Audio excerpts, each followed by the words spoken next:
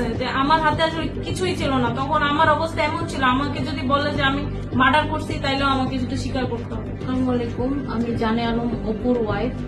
আমার নাম আনিশা। আমি গত 26 তারিখ থেকে আজকে পর্যন্ত, আজকে 14 তারিখ, আমি আমার সমস্ত রকমের কথাবার্তা বা একরকম মুখে কুলো পেটেছিলাম।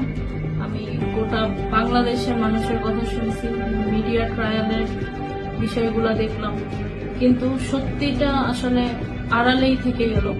আমি আজকে কিছু সত্য উন্মোচন করতে আপনাদের সামনে আসছি।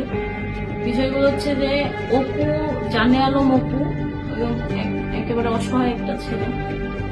ওর বাবা মা কেউ নাই, ওকে ব্যাকআপ দেওয়ারও কেউ নাই। ওর মনের মধ্যে শুধু একটা সাহস ছিল যে ও দেশের জন্য কিছু করবে এবং দেশের জন্য করছে।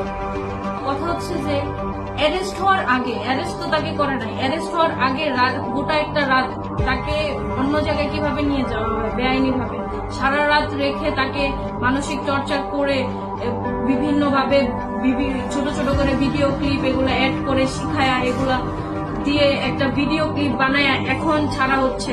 এতদিন কেন এগুলো সামনে আসে? হ্যাঁ, এখন এই যে আপনারা এই ঘটনাগুলো দেখলেন, অ্যারেস্ট হওয়ার আগের দিন তাকে এভাবে করে বন্দি করে রেখে তারপরে এই ভিডিও যে রেকর্ডটা করলো, করে আজকে এসে ছাড়তেছে এতদিন পরে। হ্যাঁ, এগুলোর উদ্দেশ্য কি? এগুলোতে কার লাভ হইতে পারে? ওয়ার্ডিতে যেখানে নিয়ে যায় একজন রাজনৈতিক দলের নেতা, হ্যাঁ, ওইটার সব প্রমাণই আমার কাছে আছে। ওকে নিয়ে গেছে, কোথায় রাখছে, কি করছে সবই আছে, এবং সকালবেলা ওরাই অপুকে অ্যারেস্ট করাইছে। ঠিক আছে, অপু একটা মামলা খাইছে, অ্যারেস্ট হবে, খুব ভালো কথা, কিন্তু এই যে বেআইনি ভাবে যে ঘটনাটা ওরা ঘটাইছে, একটা ভিডিও ধারণ করছে, তবে উদ্দেশ্য ছিল যে অপু একটা উপদেষ্টার নাম এখানে নিয়ে আসে। অপু কিন্তু ভিডিওতে কোথাও বলে নাই ওকে কেউ পুশ করছে, কোন উপদেষ্টা পুশ করছে যে তোমাকে চাঁদাবাজি করতে হবে, আমাদেরকে চাঁদার টাকা এনে দিতে হবে। অপু কিন্তু কোথাও এগুলো বলে নাই। ঠিক আছে, কোন 35 মিনিটের ভিডিওতে কোথাও অপু বলে নাই যে কোন উপদেষ্টা সরাসরি ওকে চাঁদাবাজি করার জন্য নির্দেশ দিছে। ঠিক আছে, এটা পুরাটাই সাজানো একটা ঘটনা, পুরাটাই একটা ট্র্যাপ শুরু থেকে শেষ পর্যন্ত। নাইলে বাংলাদেশে এত এত কিছু ঘটতেছে, এত এত সমস্যা তৈরি হইতেছে, তারপরেও তো অন্যদের তো এত হাইলাইট হয় না। মনে হয় যে হাজার হাজার মানুষকে ও একাই হত্যা করছে, এরকম একটা ট্রায়ালে ইচ্ছা করে অপমান, অপদস্থ, এগুলো এত মিথ্যাচার। 4 দিন রিমান্ডে যখন ছিল তখন পুলিশ বিভিন্ন ভাবে ওকে হচ্ছে গিয়ে ব্ল্যাকমেইল করছে, শুধুমাত্র একটা নাম প্রকাশ করার জন্য, সেটা হচ্ছে উপদেষ্টা আসিফ মাহমুদ সজীব ভুইয়া। এখন ও এইটা নাম স্বীকার করানোর জন্য তাকে 2000 পুলিশ হত্যা করছে, সেই মামলায় ফাঁসাই দিবে এরকম হুমকি দিছে। বলছে যে 4 দিন রিমান্ড এটা তো কোনো ব্যাপার না, যতদিন রিমান্ড লাগে আমরা নিব, আমাদের কাছে এটা কোনো ব্যাপারই না।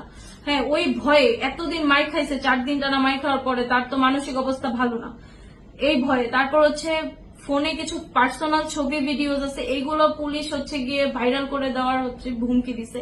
এই বিষয়গুলো দেখায় ভয়ে ছেলেটাকে একেবারে শেষ করে ফেলছে এরা। এই যে এত অত্যাচার, এত এই কয়েকটা দিনে যত ঘটনা ঘটছে সবই হচ্ছে একজনকে ফাঁসানোর জন্য, সেটা হচ্ছে আসিফ মাহমুদ সজীব ভুইয়া।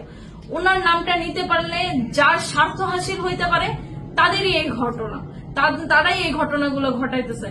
আমি যখন 8 তারিখে অপুর সাথে দেখা করছি, তারপরে সে আমাকে এগুলো, মানে ছেলেটা কান্না করে করে বলছে যে আমার হাতে আসলে কিছুই ছিল না, তখন আমার অবস্থা এমন ছিল, আমাকে যদি বলে যে আমি মার্ডার করছি তাইলেও আমাকে সেটা স্বীকার করতে হবে।